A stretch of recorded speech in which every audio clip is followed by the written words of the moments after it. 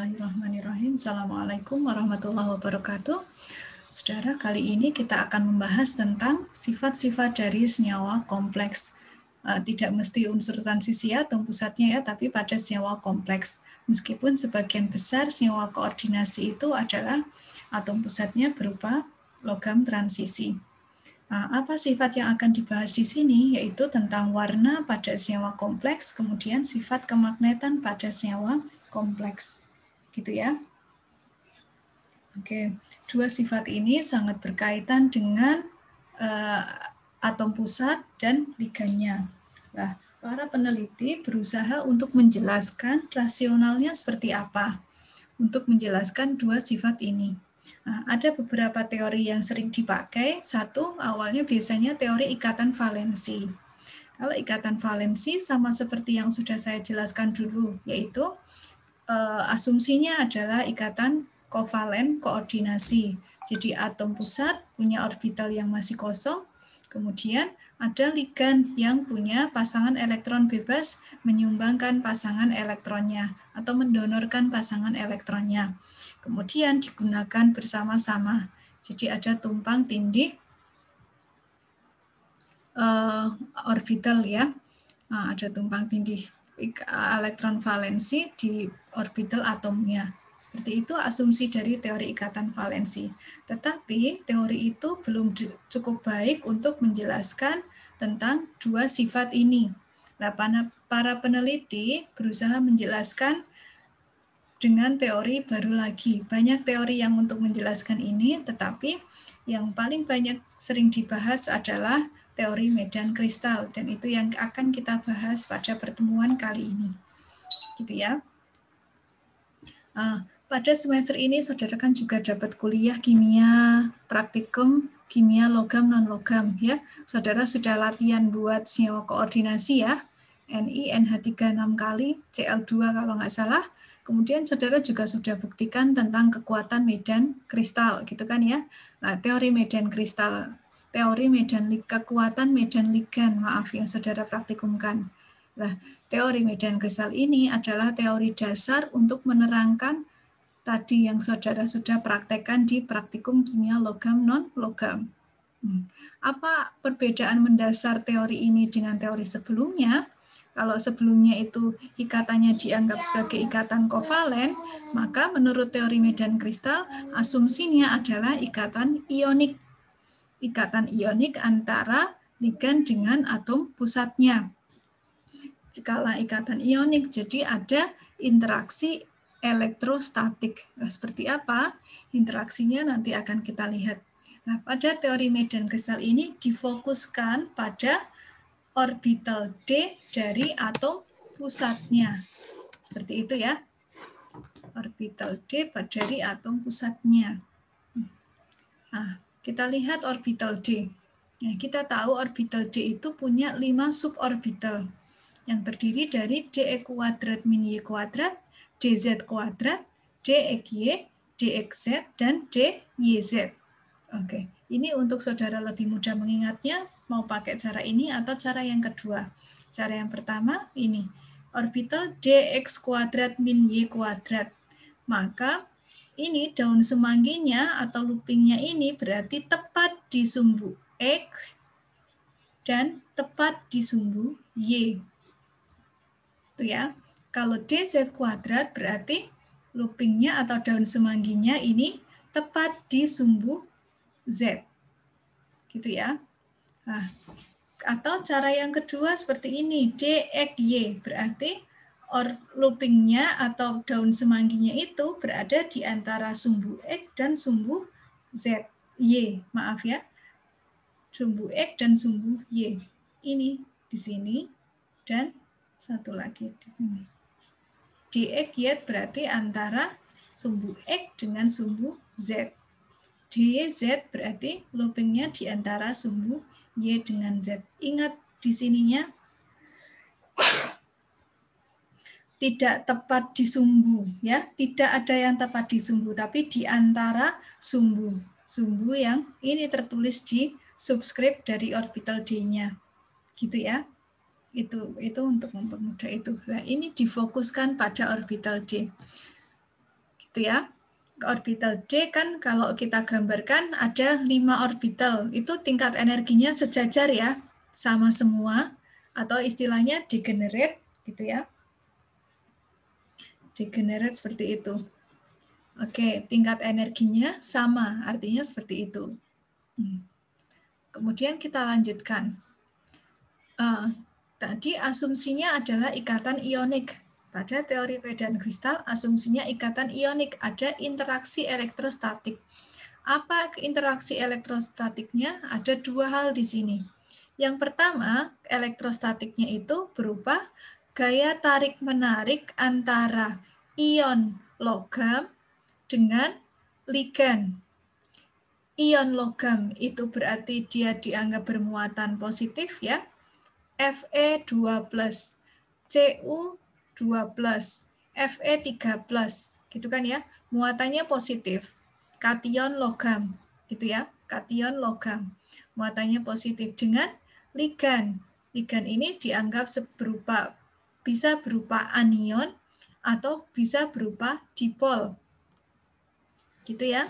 Anion, contoh ligannya anion apa? Cl2, NO2-, SCN-, Cn-, OH-. Itu kan ligan ya, anion. Muatannya negatif atau dipol. Tadi ada enan etilen diamin atau EN, itu ada dipol negatifnya di sisi N-nya, itu dipol. Atau EDTA, gitu ya. Itu ligan dianggap bermuatan negatif karena bisa jadi dia anion atau dipol negatif. Gitu ya. Nah, ketika positif dengan negatif bertemu kan ada gaya tarik menarik kan ya. Itu gaya elektrostatik yang pertama. Dan gaya ini tarik menarik antara kation dengan anion ini memberikan kestabilan pada orbital D-nya. Nah, interaksi elektrostatik yang kedua yaitu antara pasangan elektron bebas yang ada pada orbital D dengan ligan. Gitu ya. Karena elektron bebas pada orbital D itu berarti muatannya apa kalau elektron? Negatif kan ya? Tadi ligan juga muatannya negatif, sehingga ada repulse atau tolak menolak. Gitu kan ya? Oke. Tolak menolak. Jadi interaksinya tidak mesti tarik menarik antara kation dengan anion, tapi juga tolakan antar elektron yang ada di dalam orbital D dengan ligan, elektron dari pasangan elektron dari ligan. Nah, itu yang disebut medan kristal. Dan ini akan mempengaruhi orbital D-nya. Ya, akan mempengaruhi orbital D atau provide instability yang interaksi elektrostatik yang kedua. Apa pengaruhnya terhadap tingkat energi orbital D? Nah, seperti ini. Kita ulangi lagi ya. Ini gambarannya. Ini kation, atom pusat, ini ligan. Yang panah ke bawah itu artinya apa? Tarik menarik gitu ya. Seperti itu. Di sisi lain ini atom D itu punya elektron, ya, punya elektron, dan ligan juga punya elektron. Gitu ya.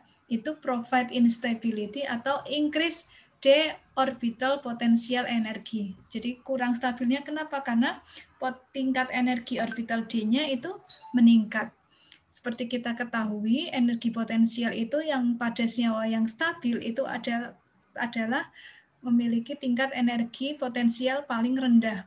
Ini karena ada gangguan dengan datangnya ligan ke sini, maka akan mempengaruhi orbital D-nya. Nah, pengaruhnya itu berbeda. Ini ada keterangan ini ya. Not all D orbital influence the same way. Tidak semua orbital D yang dipengaruhi dengan cara yang sama. Gitu ya. Berbedanya di mana? Tergantung tadi, makanya sebelumnya kita sudah belajar tentang geometri ya, tentang bilangan koordinasi. Ada kalau kompleksnya tetrahedral atau bilangan koordinasinya 4 dengan bilangan koordinasinya 6 atau oktahedral, itu akan berbeda interaksi orbital D-nya.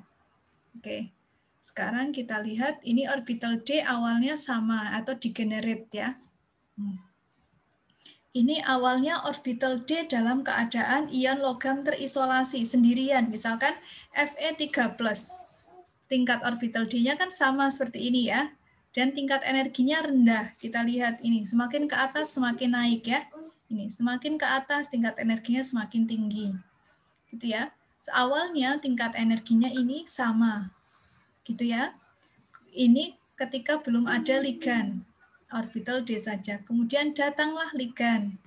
Sehingga tadi ada repulsion tadi kan ya, ada attraction, ada repulsion gitu ya.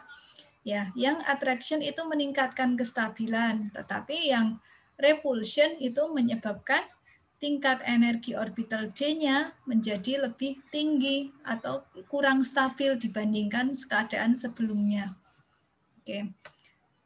Kemudian tingkat energinya menjadi lebih tinggi dan kemudian orbital D-nya mengalami splitting atau pembelahan. Gitu ya. Ini kalau senyawa kompleksnya berupa kompleks oktahedral, maka pembelahannya seperti ini. Kalau tepat pada sumbunya, tadi misalkan interaksi ligan dengan atom pusatnya itu, atau ligannya datangnya tepat di sumbu, maka itu memberikan splitting energi atau orbital D-nya jadi lebih tinggi dibandingkan yang tidak tepat di sumbu. Sehingga ini pembelahannya adalah dua orbital itu tingkat energinya lebih tinggi, yaitu orbital dz kuadrat dan dx kuadrat min y kuadrat, dan tiga orbital ternyata tingkat energinya lebih rendah, yaitu dxy, dxz, dan dyz. Meskipun hasil ininya selalu ini dxy, dxz, dyz ini selalu lebih tinggi dari keadaan awal ini. Ya, tetapi yang ini lebih rendah dibandingkan dz dan dx kuadrat min y kuadrat. Gitu ya. Ini sudah saudara pelajari pastinya di praktikum ya. Nah, kemudian saat splitting ini kan ada perbedaan tingkat energi ya. Berarti ada nilai selisih energinya. Selisih energinya yang kita kenal dengan delta 0 atau nilai 10 dq gitu ya. Itu delta 0-nya. Ini splittingnya ini. Nah, apa yang splittingnya itu ternyata ada yang belahnya itu besar, ada belahnya yang kecil, gitu sedikit. Berarti kalau belahnya lebar, itu nilai delta nolnya besar. Kalau belahnya kecil, delta nolnya kecil. Apa yang mempengaruhi nilai delta nol ini? Yang mempengaruhi adalah jenis logamnya dan jenis ligannya. Jenis logamnya dan jenis ligannya itu berpengaruh. Oke, sekarang kita lihat ini. Nah, ini biasanya ini ya, ada yang besar, ada kecil. Dan teori medan kristal ini dari splitting energi ini atau dari transisi elektron di dua tingkat energi inilah itu yang digunakan untuk menjelaskan bagaimana sifat warna dari senyawa koordinasi, bagaimana sifat kemagnetannya.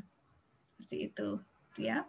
Sekarang kita lihat mengapa senyawa kompleks, khususnya senyawa kompleks logam transisi itu berwarna.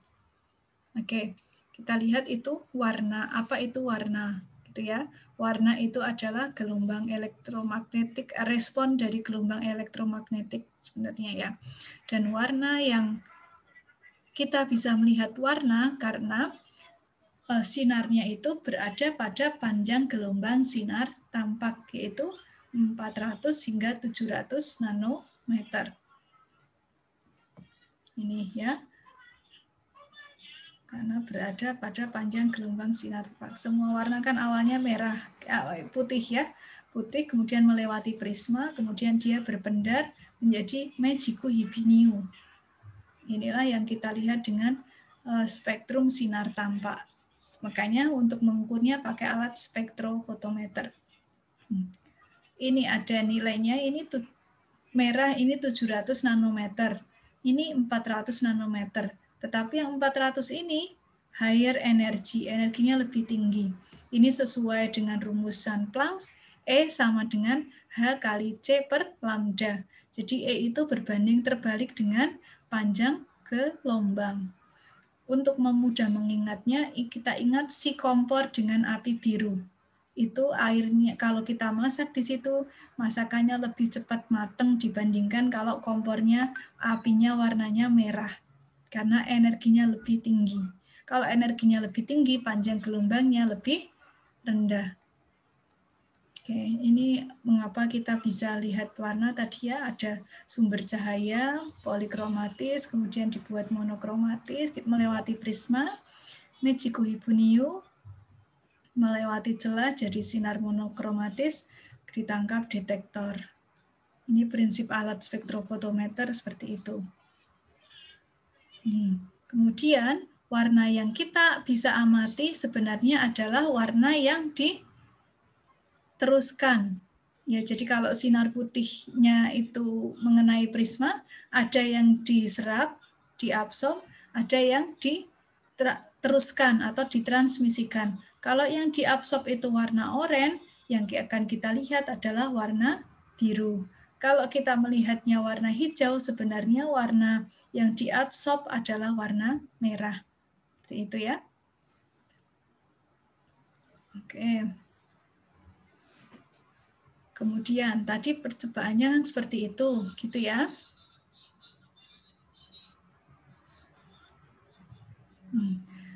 Tadi sebelumnya ada splitting orbital D dulu, gitu ya. Ini. Tadi ketika atom pusat didatangi ligan, akan menyebabkan orbital D-nya mengalami pembelahan. Pembelahannya kalau kompleksnya oktahedral ya, DXZ, YZ di bawah, kemudian DZ kuadrat, DE kuadrat, min Y kuadrat di atas. Ini ada selisih energinya, tadi sudah diterangkan ya. Dan bisa juga kemungkinan misalkan ini terisi oleh elektron, ya, elektron yang ada di tingkat bawah ini bisa berpindah ke atas, ke tingkat energi ini. Nah, untuk menerangkan warna dari situ, saudara. Kita lihat yang ini ya. Tadi misalkan Punya punya sampel, ditaruh di wadah, di kuvet itu ya, kemudian diberi sinar UV. Gitu kan ya. Apa yang terjadi dengan sinar UV-nya? UV-nya kan akan diserap.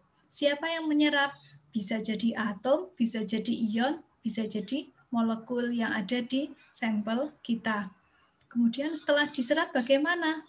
Nah, elektron yang ada di atau atom-atomnya setelah menyerap sinar UV-nya itu akan mengalami eksitasi atau excited state. Nah, setelah mengalami eksitasi itu yang seperti apa? Tadi atomnya, elektronnya di atom itu pindah ke tingkat energi yang lebih tinggi. Itu keadaan tereksitasi, namanya gitu ya. Menyebabkan ini elektronnya jumping, elektronnya lompat. Ini saya terangkan yang ada di sini ya. Occurs only if radiation have energy needed to rise electron from its ground state to an excited state. Oke, saya terangkan dengan gambar ya, sebentar. Ini. Share screen-nya dengan whiteboard. Oke. Tadi kita lihat ini orbital D-nya seperti ini ya, saudara ya. Tidak saya tulis ya, ini orbital apa ya, saudara sudah tahu itu apa. Nah, di sini kan bisa jadi ada elektron ya. Ini orbital D-nya punya elektron, gitu kan ya. Ini 2 masih kosong, ini yang ini terisi elektron, seperti ini. Kemudian, ini yang ada di sampel ya, gambar submikroskopnya seperti itu.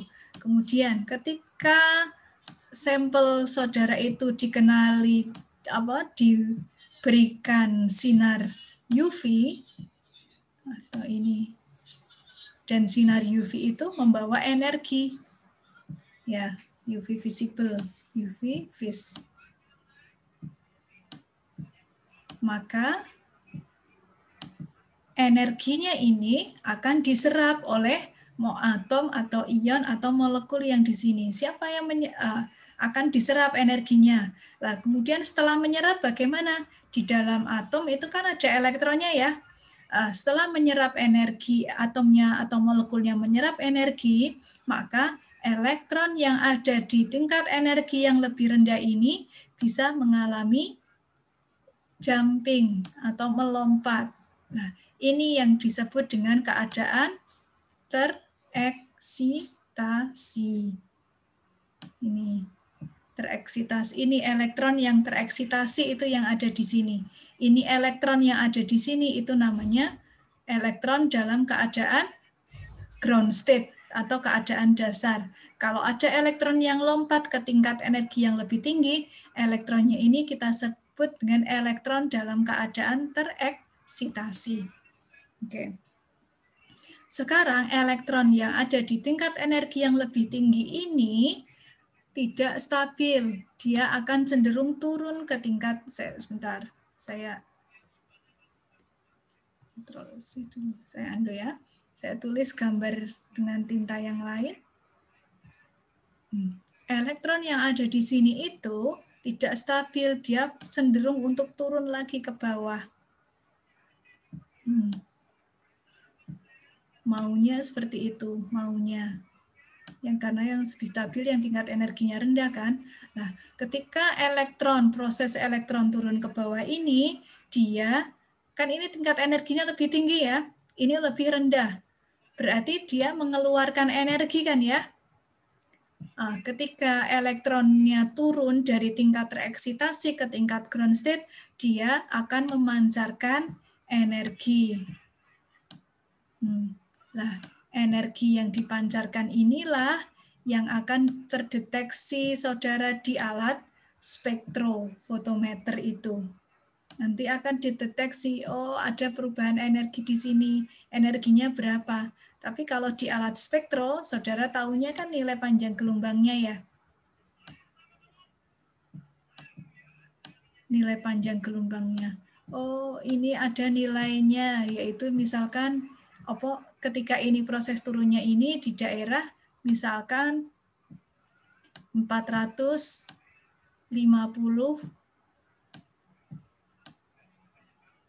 nanometer.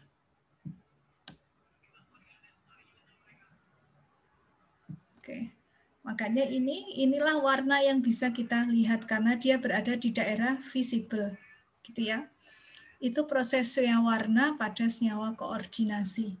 Lah, mengapa ini bergantung pada jenis ligan dengan atom pusatnya? Ya, jenis logam D itu nanti nilai 10 Dk-nya akan berbeda. Gitu ya, beda logam di sini berarti konfigurasi elektronnya di sini kan berbeda. Itu akan mempengaruhi nilai splittingnya 10 Dk. Jenis ligan juga mempengaruhi. Tadi ya, jenis ligan itu kan mempengaruhi ini ya, splittingnya atau nilai 10 Dk-nya itu besar atau kecil, gitu kan ya. Oke, jenis ligan juga akan berpengaruh, dia ligannya kuat atau lemah. Kalau ligannya kuat, maka elektron bisa dengan mudah ini ke atas, gitu kan ya. Atau kalau delta nolnya kecil, kemudian ligannya kuat, ini mudah sekali mengalami eksitasi. Gitu ya. Nah, berarti nanti kalau dia tereksitasi semakin banyak, yang turun juga semakin banyak, energinya besar, nanti warnanya tertentu lagi. Seperti itu. Gitu ya. Ini proses terbentuknya warna seperti itu. Oke. Sekarang kita balik lagi ke slide-nya.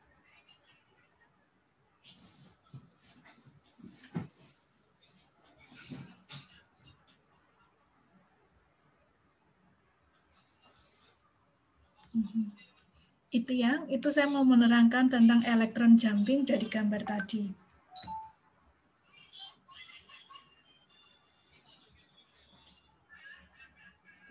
Ini colors of transition metal. Ini Kak, sama seperti yang tadi saya jelaskan ya.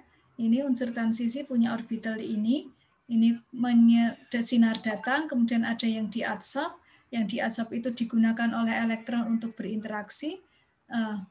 diabsorb gitu ya, kemudian ketika turun dia akan memancarkan misalkan energi dengan warna hijau seperti ini ya. Absorb rise an electron from lower subcell to higher D subcell. Gitu ya. Different complex exhibit different color because color of light absorb depends on ini ya, delta nolnya. Larger delta nol, kalau nilai delta nol besar itu berarti higher energy light absorber, berarti butuh dia membutuhkan energi yang besar, energi absorb yang besar gitu ya, atau smaller ini lower energy like absorb, berarti sinar energi yang diserap itu kecil, ini energi yang diserap besar. Kemudian ini bergantung pada ini dan ini bergantung pada ini. Entah urutannya ini. Beda senyawa kompleks, beda warna, bergantung pada nilai delta nol. Ya, kalau delta nolnya besar berarti sinar yang diabsorb itu besar. Delta nolnya kecil, sinar yang diabsorb itu juga kecil. Seperti itu ya. Kemudian nilai delta nol ini bergantung pada jenis ligan. Ini dipengaruhi oleh itu, delta nol dipengaruhi oleh jenis ligan dengan logam. Kita lihat ini. Ini logam yang satu, ini berikutnya. Ini berbeda dengan pada jenis ligannya. Ini ligannya H2O6 ya. Ini ligannya etilen diamin, sama-sama kompleks oktahedral. Ini kalau senyawa kompleksnya ini dia menyerap sinar putih gitu ya, dia akan mengabsorb warna merah. Yang akan kita lihat adalah warna green light atau hijau terang. Sementara kalau ini ligannya etilen diamid, warna yang datang sama-sama putih, yang diabsorb adalah warna biru. Yang kita amati berupa warna orange. Ini menunjukkan beda ligan, beda warna. Nah, tadi beda ligan, beda warna itu, ligan kan, jenis ligan kan mempengaruhi delta nolnya ya. Apa pengaruhnya? Ya, kalau ligan kuat, maka splittingnya juga besar. Kalau ligannya lemah, maka splittingnya kecil. Splitting tadi, kalau splittingnya kecil, nilai delta nolnya kecil. Splittingnya besar, nilai delta nolnya besar. Ini ya, kita sebut ligan yang bisa membelah lebih banyak itu orbital D-nya disebut dengan ligan kuat. Yang termasuk ini adalah NH3, etilen diamin, dan siano, gitu ya, sianida. Kalau yang medan lemah, batasnya ini H2O ya, F-, OH-, Cl-, Br-, I- itu medan ligan lemah. Splittingnya kecil, gitu ya. Kemudian expected orbital filling tendencies for electron. Ya, ini pengisian elektronnya seperti apa. Itu juga mempengaruhi ini. The orbital occupancy depends on ini and pairing energy. Ini maksudnya. Ini orbital D1, D2, D3, maaf. D1, D2, D3. D4-nya seperti apa? Mulai berbeda setelah D4 dengan D5. Ya. Ini, kalau high spin berarti high spin itu berarti apa? Ligannya lemah. Ya, high spin weak field ya, high spin weak field atau ligannya lemah, maka delta nolnya kan kecil ya. Tapi ini juga jaraknya, maaf, high spin strong field. Sebentar, saya lupa ini nih.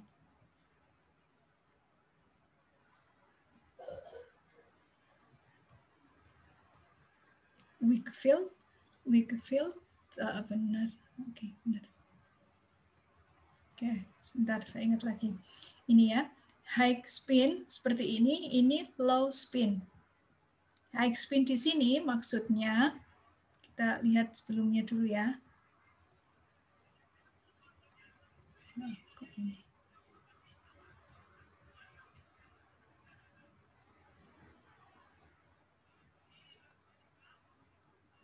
Ini dulu, ini D3. Ya, kemudian ini D4. D4-nya elektronnya itu ada yang bisa ngisi ke atas, ada yang bisa ngisi ke bawah. Nah, kapan ini terjadi? Ini terjadi kalau delta nolnya itu besar. Maaf, delta nolnya itu kecil, benar. Delta nolnya itu kecil. Delta nolnya kecil, ya.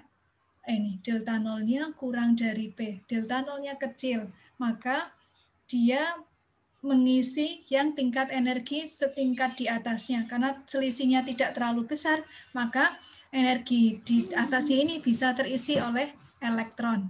Nah, kalau ini low spin. Low spin itu E0-nya besar, delta nolnya besar. Kalau delta nolnya besar, maka elektron yang keempat ini tidak bisa ngisi yang ada di atasnya karena selisih tingkat energinya tinggi. Dia akan berpasangan dulu. Di elektron di sini akan berpasangan dulu. Seperti itu. Saya gambarkan ya biar lebih jelas gambarnya ini.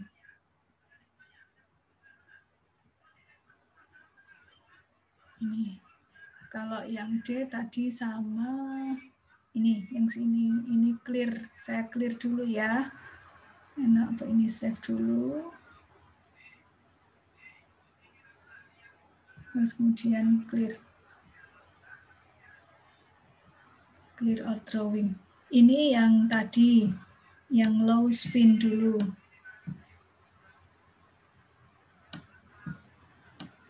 Ingat ini splittingnya kecil. Yang satunya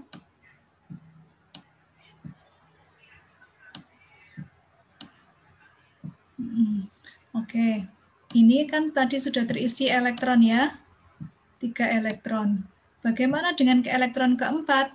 Kalau ini delta nolnya kecil, ya, ini delta nolnya kecil, ini delta nolnya besar. Ini bedanya itu, delta nolnya besar. Kalau ininya kecil, maka setelah ini terisi semua, elektron bisa seperti ini. Bisa elektron yang keempat seperti ini. Nanti kalau ada yang kelima berarti ngisinya seperti ini. Gitu, ya.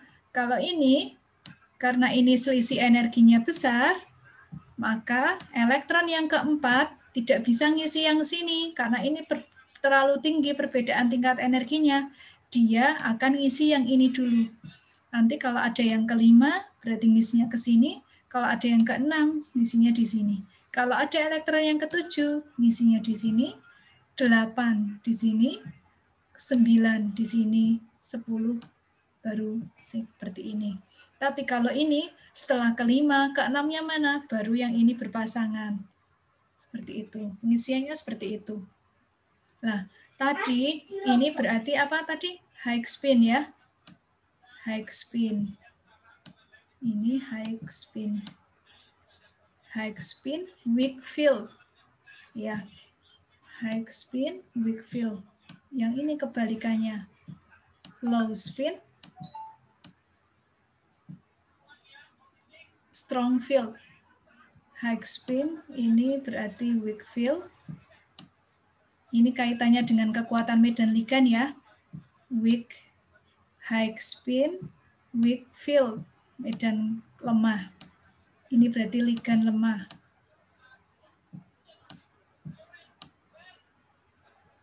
Ini berarti high, low. Maaf. Low spin.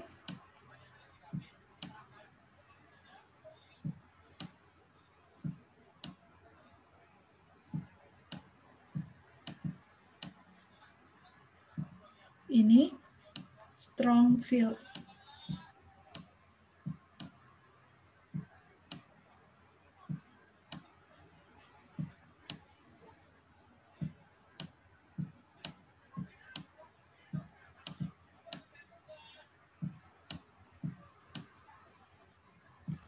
Oke, ini ya.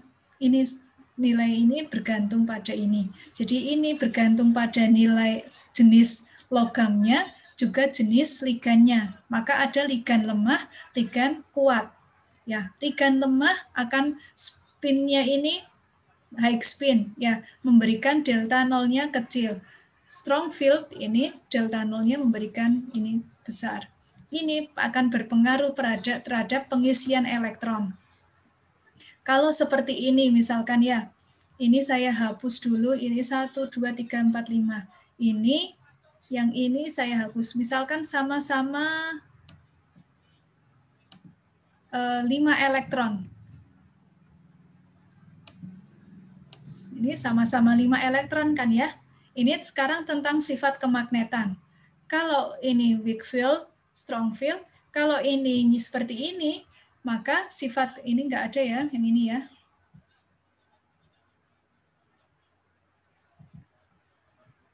Ini nggak ada yang ini ya, iris. Ini sama-sama 5 elektron kan ya. Yang ini berarti sifatnya dia paramagnetik karena semakin banyak elektron yang tidak